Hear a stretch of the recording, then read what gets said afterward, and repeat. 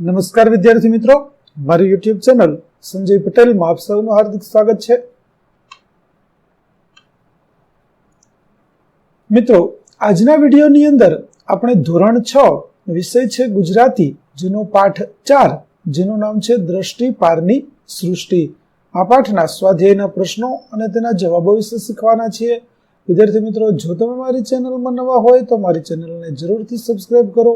Video સારો લાગે તો લાઈક કરો, શેર કરો અને બેલ નોટિફિકેશન ઓન કરો, જેથી મારા આગળના નવા વિડીયો પણ આપણે મળતા રહે.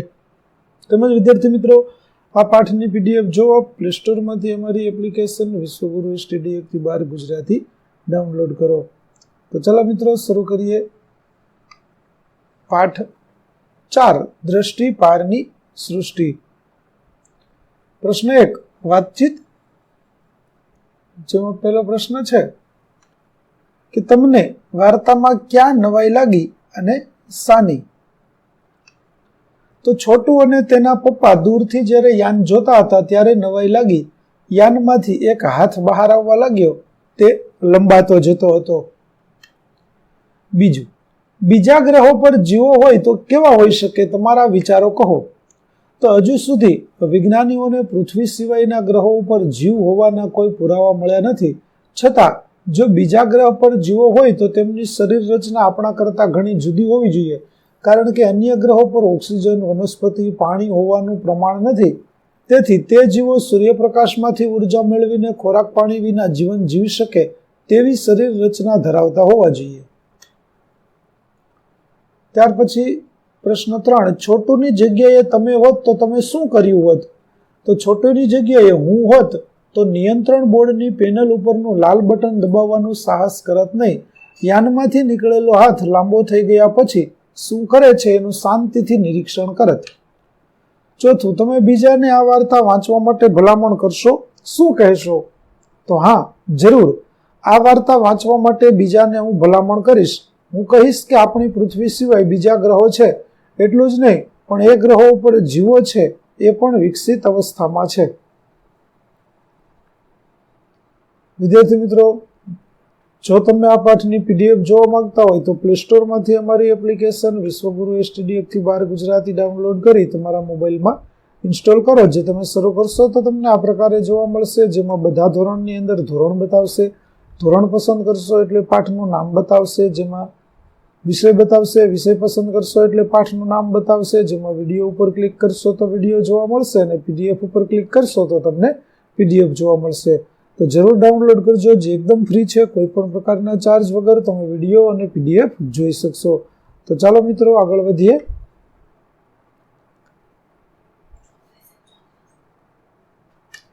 આ ઘટના વાસ્તવિક લાગે છે કે કાલ્પનિક? કેમ? તો આ ઘટના વાસ્તવિક નથી, કાલ્પનિક છે, અને સાયન્સ ફિક્શન કહે છે. આ ઘટના કાલ્પનિક હોવાનું કારણ એ છે કે આજ દિન સુધી વૈજ્ઞાનિકોને મંગળ ગ્રહ પર જીવન હોવાનું કે જીવન અનુકૂળ વાતાવરણ હોવાના કોઈ પુરાવા મળ્યા નથી. છઠ્ઠું, કોઈ વાહન ન ધરતી પર ચાલતું હોય, ન આકાશમાં ઉડતું હોય કે ન પાણીમાં તરતું હોય તેવું વાહન હોય. વિચારો. તો કોઈ વાહન ન ધરતી પર ચાલતું હોય, ન આકાશમાં ઉડતું હોય કે ન પાણીમાં તરતું હોય એવું વાહન હોવાની શક્યતા નહીવત છે. ત્યાર પછી 7મું, તમારા માતા પિતા કે વડીલો તમને કેવી કેવી સાવચેતી રાખવા સલાહ આપે છે? તો મારા માતા પિતા કે વડીલો હંમેશા અજાણી વ્યક્તિ કે અજાણી વસ્તુથી સાવચેત રહેવાની સલાહ આપે છે. ત્યાર પછી પ્રશ્ન 2, પાઠમાં છોટુ કેટલી વાર તને વાક્ય પપ્પાનું નહીં માનવું હતું સુધીની વાર્તા વાંચો અને પ્રશ્નોના એક શબ્દમાં ઉત્તર આપો. પેલું, ભોયરાના રસ્તે કેવા માણસોને જવાની છૂટ હતી? તો ખાસ વ્યક્તિઓને.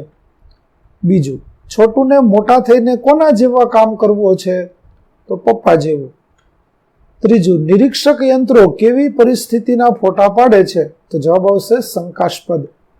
ચોથું, છોટુનો પરિવાર કેવા વાતાવરણમાં જીવે છે? તો જવાબ આવશે કૃત્રિમ. પાંચમું, માણસ સ્પેસ શૂટ વિના મંગળની જમીન પર જાય તો શું થાય? તો આવશે મૃત્યુ. ત્યાર પછી પ્રશ્ન 3, વાર્તા અનુસાર આ ફકરાની કઈ વાતો સાચી નથી તે ઓળખો અને તેની નીચે લીટી કરો. તો વિદ્યાર્થી મિત્રો, અહીં જે બ્લુ કલરથી કરેલ છે તે તમામ લખાણ આપણી વાર્તાનું નથી, માટે તે બધાની નીચે આપણે લીટી કરેલી છે, તમે તે જોઈ શકો છો. ત્યાર પછી પ્રશ્ન 4, નજીકના અર્થવાળા શબ્દ પર ગોળ કરો, જેમાં કટોકટી એટલે આવશે વધારે મુશ્કેલ સમય, રજમાત્ર જેનો અર્થ થાય જરાક, વસાહત જેનો અર્થ થાય રહેવા માટેની જગ્યા, યથાસ્થાન જેનો અર્થ થાય જ્યાં હોય ત્યાં, જીવસૃષ્ટિ જેનો અર્થ થાય સજીવોનું સમૂહ જીવન, સહજીવન, છઠ્ઠું વહારે આવવું જેનો અર્થ થાય છે મદદ કરવી, અને નિરીક્ષણ જેનો અર્થ થાય છે ધ્યાનથી જોવું. ત્યાર પછી પ્રશ્ન નંબર 5, અ અને બ સાથે જોડીને અર્થપૂર્ણ વાક્ય બનાવો, જેમાં પેલું જેને સ્પેસ સૂટ પહેર્યો હોય, ઉદાહરણ આપણને આપેલું છે કે વસાહતનો રજમાત્ર પુરાવો નુકસાનકારક સાબિત થઈ શકે. જેમાં પેલું છે જેને સ્પેસ સૂટ પહેર્યો હોય તે ચંદ્ર પર અવકાશમાં જઈ શકે. બીજું, અવકાશયાન પર કાબુ નિયંત્રણ કળની મદદથી રખાય. ત્રીજું, કાર્યક્રમ પૂરો થતા બધી સામગ્રી યથાસ્થાને મૂકવામાં આવશે. પાંચમું, જોખમી કારખાનાઓમાં ઠેર ઠેર ભયસૂચક ઘંટડી મૂકેલી હોય છે. છઠ્ઠું, સચિવાલય જેવી જગ્યાએ પ્રવેશ માટે સિક્યોરિટી પાસ જરૂરી હોય છે, અને પાયલટ બનવા માટે વિમાનના તંત્રજ્ઞ થવું જરૂરી છે. ત્યાર પછી પ્રશ્ન 6, ઉદાહરણ મુજબ શબ્દો બનાવો, જેમાં પહેલું ઉદાહરણ છે ઉતરાણ તો ઉતરવું, લખાણ તો લખવું, ખેડાણ તો ખેડવું, ચઢાણ તો ચઢવું, લંબાણ તો લંબાવવું, વહેણ તો વહેતું, ધોવાણ તો ધોવાવું, દબાણ તો દબાવવું. ત્યાર પછી નજીકના અર્થ દર્શાવતા વિકલ્પ સામે ખરાની નિશાની કરો, જેમાં પેલું છે સામાન્ય માણસને ભોયરાના રસ્તે જવાની મનાઈ હતી, કારણ કે તે રસ્તો જ્યાં ખુલતો હતો ત્યાં રહેવા સ્પેસ સૂટની જરૂર પડતી. બીજું, નિરીક્ષક યંત્રે ગણવેશધારી સુરક્ષા કર્મચારીઓને શંકાસ્પદ પરિસ્થિતિની સૂચના આપી, કારણ કે નાનો છોકરો ત્યાં હતો. ત્રીજું, મંગળની જમીન પર જનારે સ્પેશિયલ સૂટ પહેરવો પડે, કારણ કે ત્યાંના વાતાવરણમાં પૂરતો પ્રાણવાયુ નથી.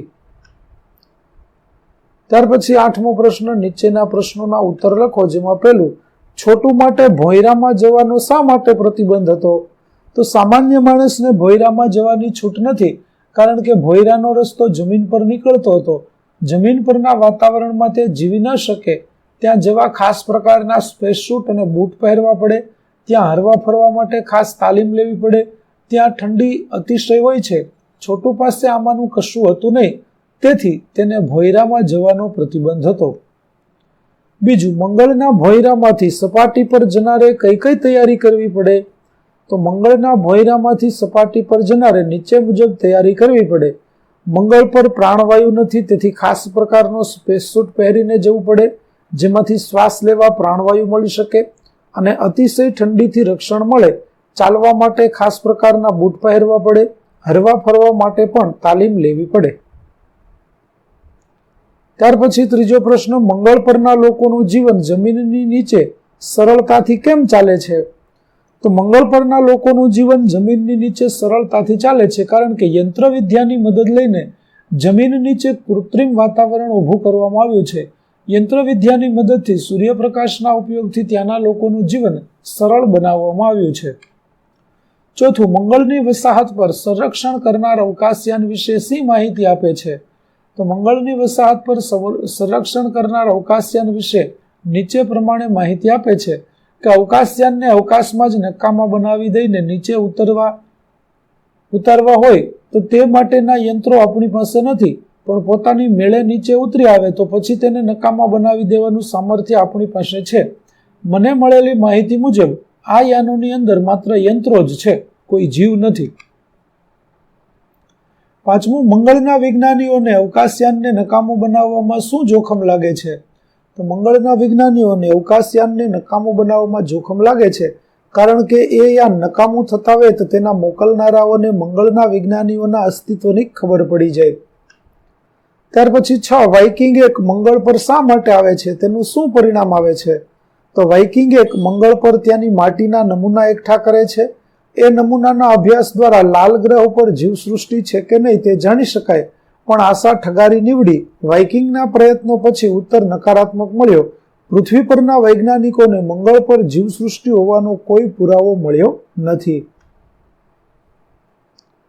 ત્યાર પછી 7મું, તમે પૃથ્વી પરના વિજ્ઞાનીઓની સમિતિમાં હોત તો વાઇકિંગ 1ના અભિયાન બાબતે શું જુદું કર્યું હોત?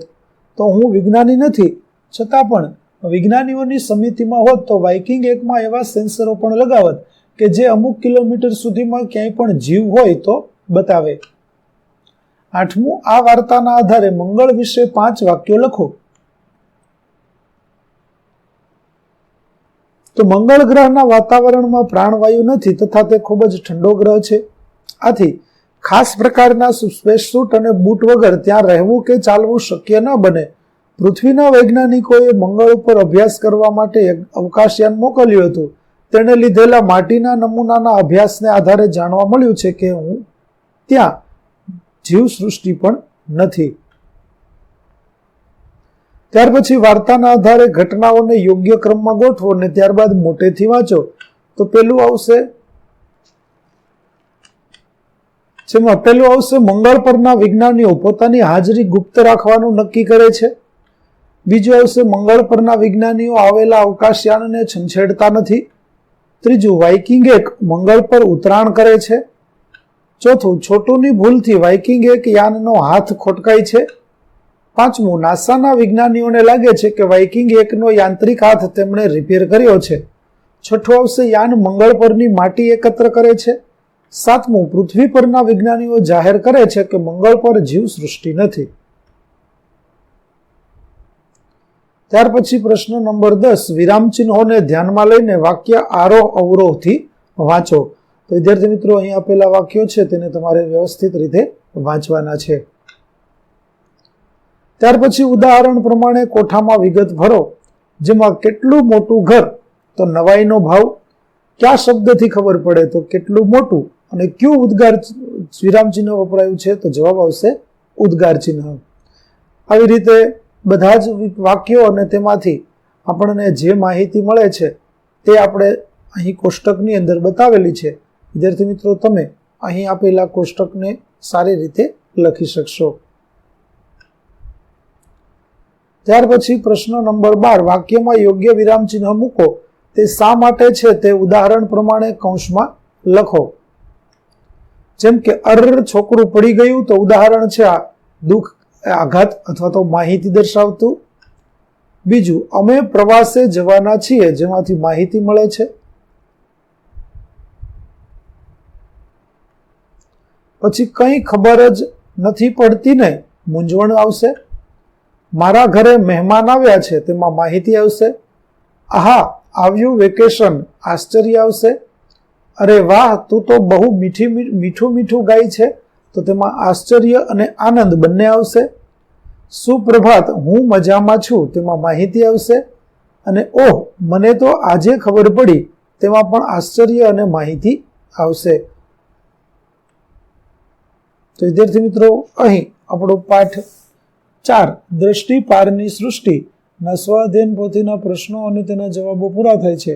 આગળના પાઠના વિડીયો મેળવવા માટે મારી ચેનલને જરૂરથી સબસ્ક્રાઇબ કરો. તેમજ PDF જોવા માટે પ્લે સ્ટોરમાંથી અમારી એપ્લિકેશન વિશ્વગુરુ STD 1 થી 12 ગુજરાતી ડાઉનલોડ કરો, જેમાં આપણે ધોરણ 6 તમામ વિષયના સ્વાધ્યાય સોલ્યુશન અને સ્વાધ્યાય પોથી સોલ્યુશન મળતા રહેશે. ફરી મળીશું નવા વિડીયો સાથે. ત્યાં સુધી આવજો.